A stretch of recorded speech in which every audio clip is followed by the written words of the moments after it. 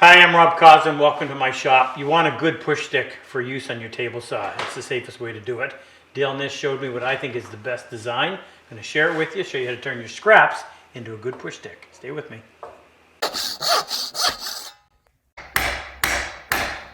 I'm Rob Cosman and welcome to my shop. We make it our job to help you take your woodworking to the next level. If you're new to our channel, be sure to subscribe. Turn on that notification bell, and don't forget to turn on the notification on your mobile device so you'll know every time we release a new video. Good? All right, back to the bench. I'm afraid that a lot of people ignore the safety features around a table saw. Bad habits that you picked up, maybe you were never taught and didn't know any better. But when it comes to actually pushing a narrow piece of stock between the blade and the fence, it's just an accident waiting to happen. Anything less than a couple of inches, and I always use a push stick. And that's the one that I use. As I mentioned, Dale Nish showed it to me. I thought it was a great design for some very obvious and not so obvious reasons.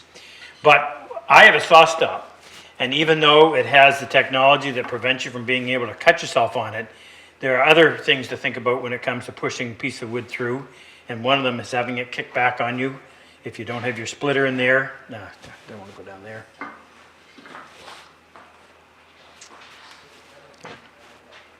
Okay, set, go. If you may notice, I have a saw stop, which is an extremely safe saw. You essentially can't cut yourself on it, but even with that feature, I use a push stick whenever I'm close to the blade. I've seen some push sticks that I look at them, I think, I would never use something like that. I went to BYU, and Dale Nish was in charge of the program, and Dale showed me a design for a push stick that I thought made perfect sense, very safe. And not only is it safe, but it gives you a lot more control than you would otherwise have. It actually extends your reach. I'm going to walk you through taking some scraps and show you how to make that. But even with a saw stop, you need to have a push stick. You do not want to be running your finger between the blade and the fence when you're any closer than a couple of inches. It just makes sense. All right, let's dig some out and I'll walk you through it. So there it is. Doesn't have to be overly pretty. I prefer to make mine out of plywood. I think it's probably safer when it comes to this underside getting chewed up. That piece of pine just happened to be glued onto this piece of plywood. And like I said, I use up my scraps. But I think plywood is better in this application instead of solid wood. What you'll notice is that it's relatively long. So when you have a board in there, and I want this to be flat. This is not off of a bandsaw. This comes right off of the jointer. So when you set it on there, number one, I want the heel to be somewhat behind my hand so that I'm not leaning on it like this.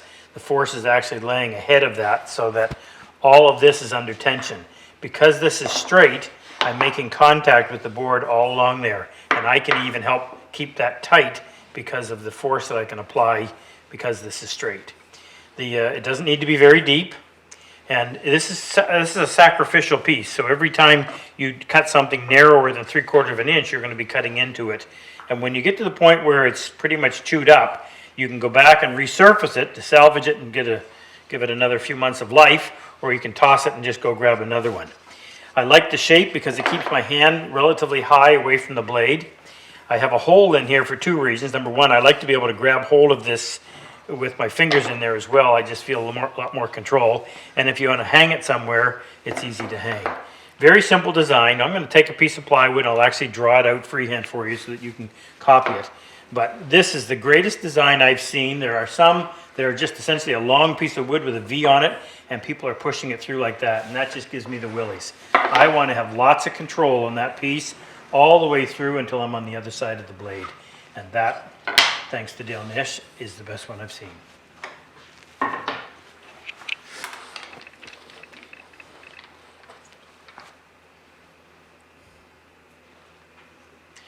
Okay, so let's give you the dimensions of this. This is approximately 12 inches long, and it's about 4.5 inches at its widest point, and this is 3/4 plywood.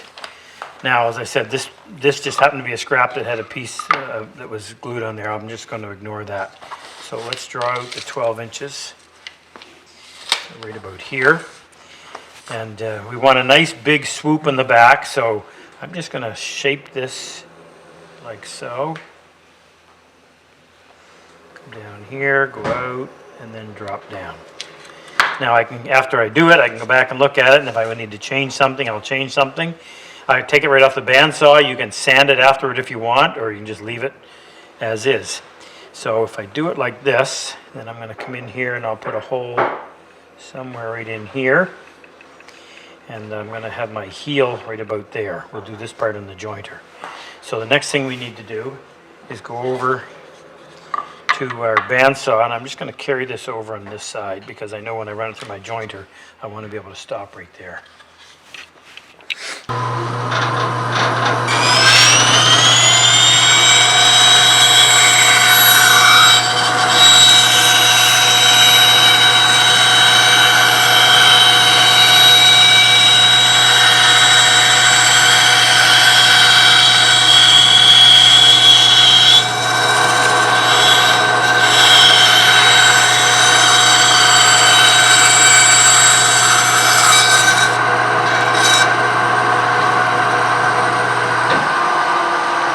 The shape's fine.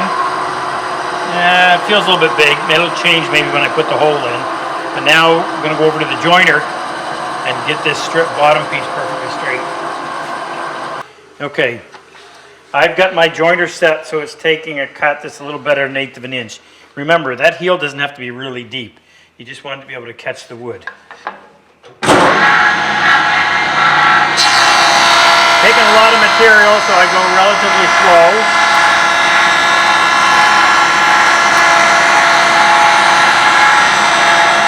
Stop when I get to that line.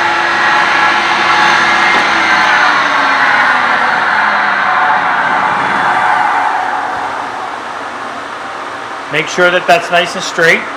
We're going to go back over to the bandsaw. You could do it with a handsaw if you wanted, and just create that little notch right there.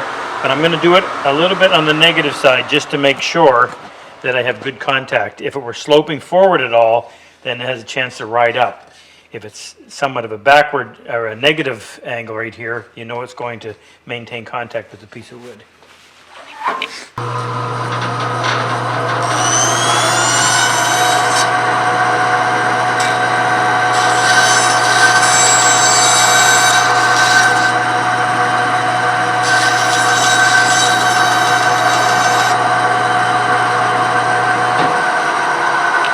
I want to make sure contact all the way along, and I didn't leave a bump in there. Now we'll go over to the drill press and drill the center hole out there and make it a little easier to hold on to.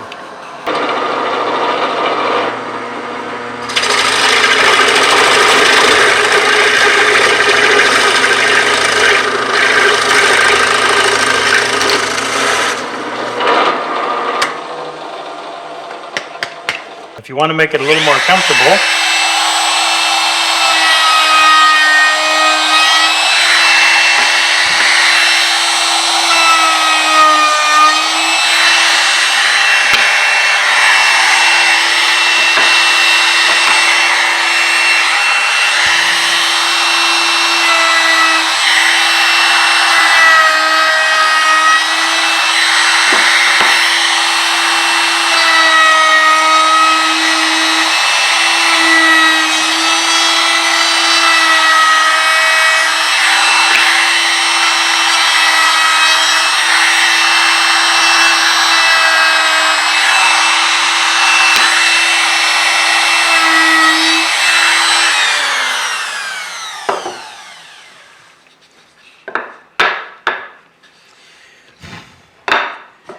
there you go.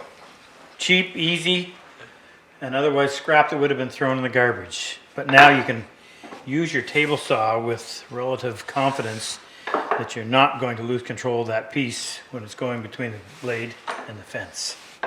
Safety first.